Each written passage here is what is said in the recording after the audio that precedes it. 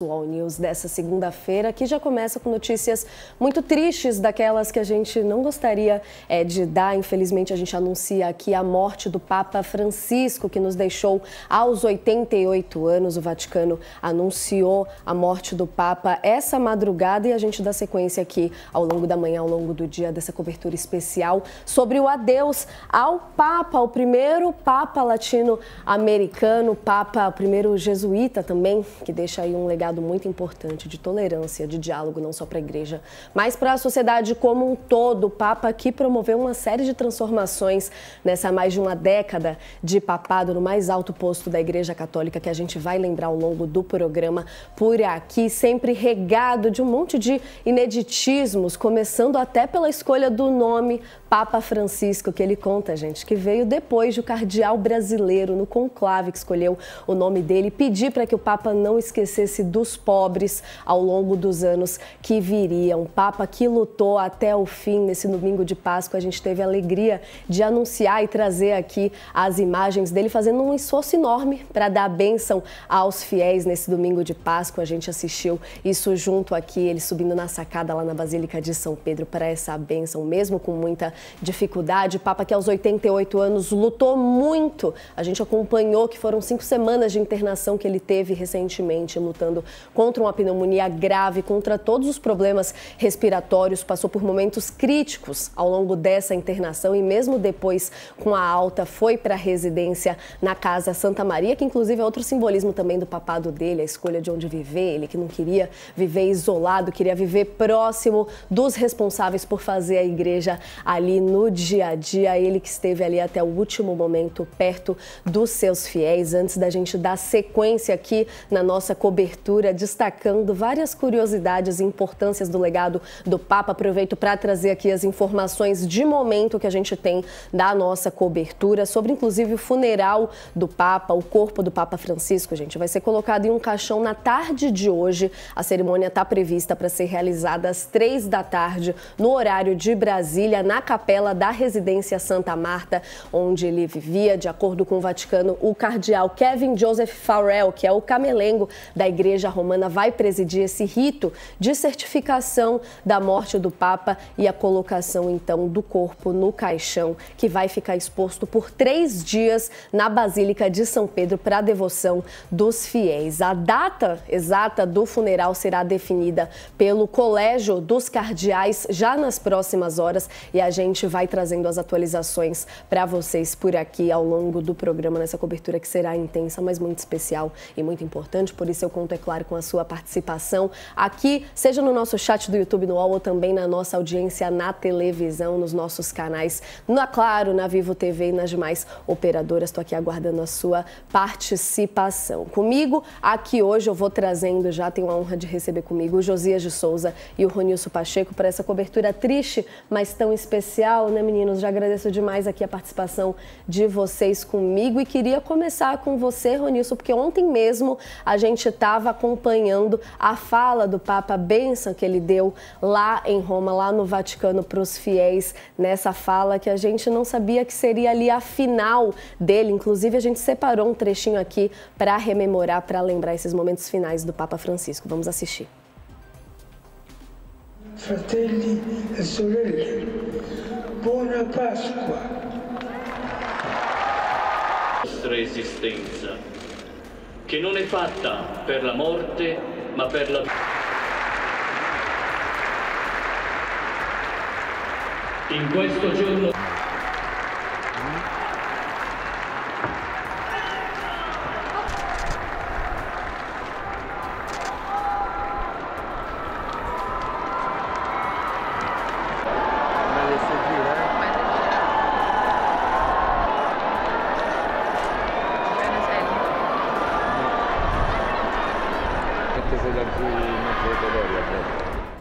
Mesmo depois daquela internação difícil, né, Ronilson, a gente vinha acompanhando o Papa se esforçando ao máximo para estar próximo dos fiéis. A gente que acompanhou esse momento curto de fala do Papa ontem, mas tão especial, e hoje acordou com essa notícia tão triste, né? Um bom dia para você. Obrigada por estar aqui com a gente hoje também.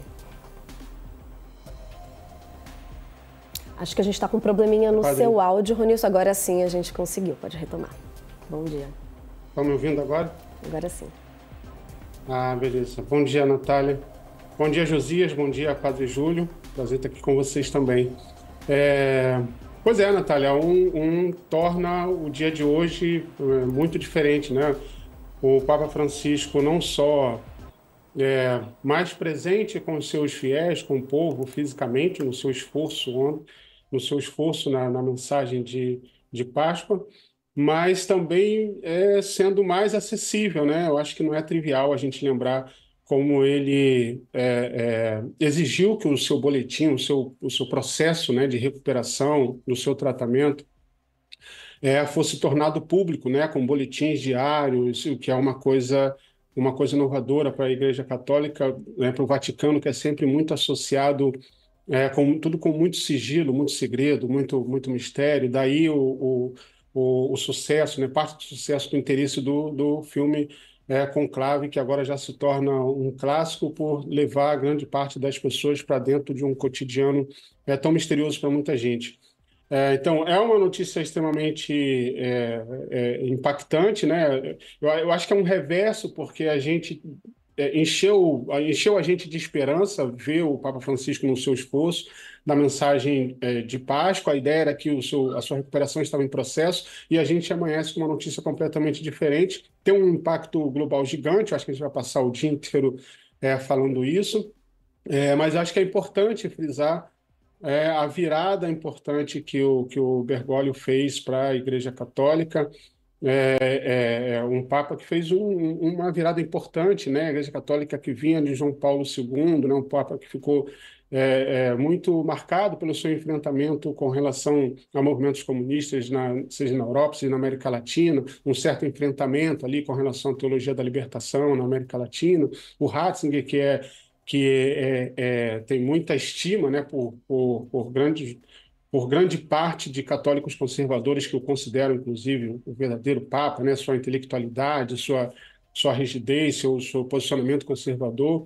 E Francisco faz essa virada extremamente importante, né, de se tornar mais popular, mais acessível, que enfrenta privilégios, que enfrenta os desafios da Igreja Católica com relação, seja a questão de escândalos sexuais, corrupção, seja lá o que for. Eu acho que é muito marcante o enfrentamento do Papa Francisco com cardeais ultraconservadores, né, que resistiam ao seu papado, né, o clássico enfrentamento dele com o Le Burke, por exemplo, americano, né, expulsando ele da residência do Vaticano, cortando seu salário. Então, esse enfrentamento dos privilégios é um Papa realmente de uma virada importante, com um legado humanitário que eu acho que a gente vai destrinchar ao longo do noticiário, de análises, extremamente importante. Uma marca realmente muito forte.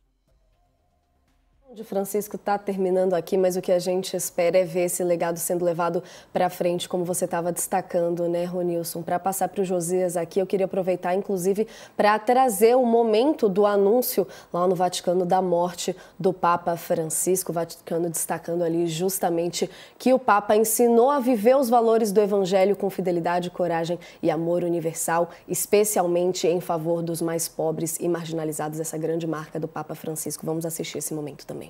Carissimi fratelli e sorelle, con profondo dolore devo annunciare la morte del nostro Santo Padre Francesco.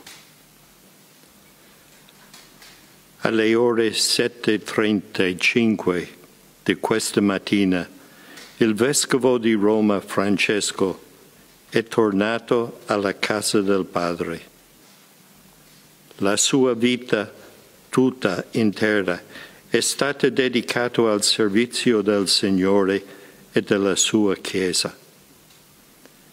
Ci ha insegnato a vivere i valori del Vangelo con fedeltà, coraggio e amore universali, in modo particolare a favore dei più poveri ed emarginati.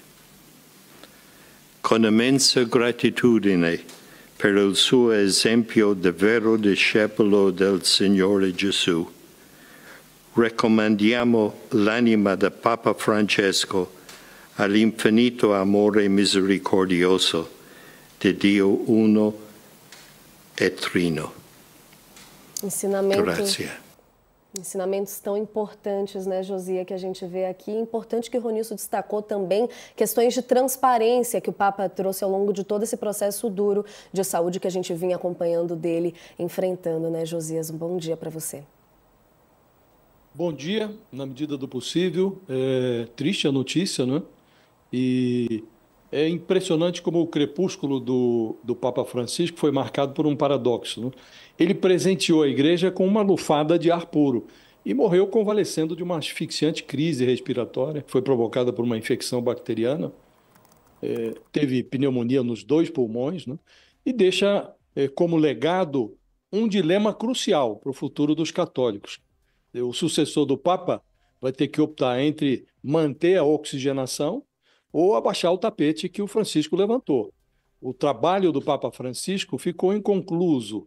Ele não acabou com a corrupção, mas fascinou o Banco do Vaticano, ele não apagou o celibato, mas iluminou a pedofilia do clero, não modificou o trecho do catecismo que trata relações homossexuais como antinaturais, mas autorizou padres a abençoarem uniões homoafetivas, não extirpou o preconceito, mas permitiu, sob certas condições, o batismo de transexuais. O Papa Francisco não eliminou o luxo, a pompa da igreja, mas ele foi pessoalmente austero, ele reaproximou a igreja dos pobres e, sob a influência do cardeal brasileiro, o Cláudio Hummes, esse argentino, o Jorge Bergoglio, ele escolheu Francisco como o nome do seu pontificado, e não foi uma escolha aleatória. O jovem Francisco pertencia a uma família nobre, rica, da cidade italiana de Assis, não dava muita bola para a sua classe social, gostava de passarinho, de flor, né? Chamava sol e lua de irmão, irmã, era poeta, místico, gostava de rezar, e diz a lenda que ele estava numa pequena igreja próxima da sua casa quando ouviu a voz de Deus: Francisco, a igreja está caindo. E aí ele, apavorado, temendo o desabamento, correu. E foi preciso que Deus se explicasse melhor. A igreja que estava caindo não era aquela capelinha, era a igreja mesmo, como um todo. A igreja havia se distanciado dos pobres, né? E o Francisco criou uma nova ordem, batizou de Ordem dos Frades Menores, não quis se ordenar padre, tinha a alma pura dos santos, mas não se julgava digno do ofício divino, e ao escolher esse nome, Francisco, o Papa sinalizou que a igreja precisava de consertos.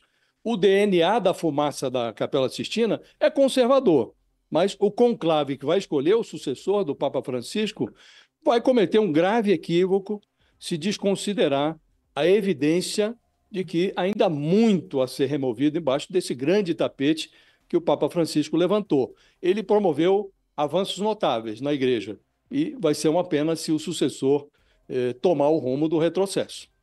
Com certeza, né? A gente falando aí de simbologia tão importante para a igreja como um todo, mas para as pessoas também. Muito bem lembrado, muito interessante você trazer essa história toda aí de São Francisco. Sou nascida no dia de São Francisco de Assis, inclusive aqui toda uma simbologia muito interessante que já veio ali de família também. Josias, antes da gente dar sequência por aqui, a gente teve um probleminha com a conexão do Ronilson, que se conecta com a gente logo mais, mas queria trazer imagens de momento lá do Vaticano. Agora a gente, que é claro, espera milhares de fiéis se encaminhando para a Praça de São Pedro, lá no Vaticano, nesse momento, lembrando, trazendo aí todo esse legado do Papa, prestando as últimas homenagens. Imaginamos aí que um momento de muita tristeza, a gente já conseguindo ver os turistas circulando por lá, deve ficar lotada em breve. Muitos turistas na região já, tendo em vista que a gente teve domingo de Páscoa ontem, esse momento de feriado religioso tão importante. A gente trouxe aqui mais cedo as informações, inclusive, sobre o corpo do Papa, que deve ser colocado no caixão por volta de 3 horas da tarde. E aí sim iniciam-se todas as celebrações. Só depois do funeral, que terá data marcada nas próximas horas, a gente vai conseguir começar a ver as primeiras mobilizações para o conclave, para a escolha do novo Papa. Mas é importante a gente lembrar também que o Papa Francisco simplificou todo o ritual que existia em geral em torno do funeral do Sumo Pontífice. Antigamente tinha que se esperar ali muito até a exposição do corpo do Papa, e dessa vez vai ser diferente, seguindo aí, de certa forma, até a tradição do Papa Francisco de trazer ali simplicidade e recados claros para a população, transparência, que a gente estava lembrando por aqui. A gente vai trazendo essas imagens ao longo do programa. Agora, Josias, a gente tem, inclusive, o prazer de receber aqui com a gente para esse momento de reflexão e do legado de Francisco, o padre Júlio Lancelotti, coordenador da Pastoral do Povo de Rua. Um prazer receber o senhor aqui,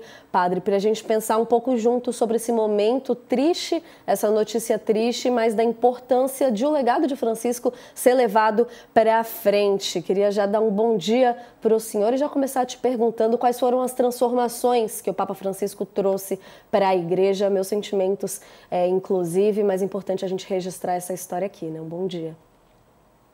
Olá, bom dia. Eu agradeço a possibilidade de estar com todos vocês, todos que nos ouvem e veem. Diz que o grande legado do Papa Francisco é a misericórdia. Ninguém vai poder lembrar do Papa Francisco sem lembrar de que ele pode ser chamado Francisco o Misericordioso.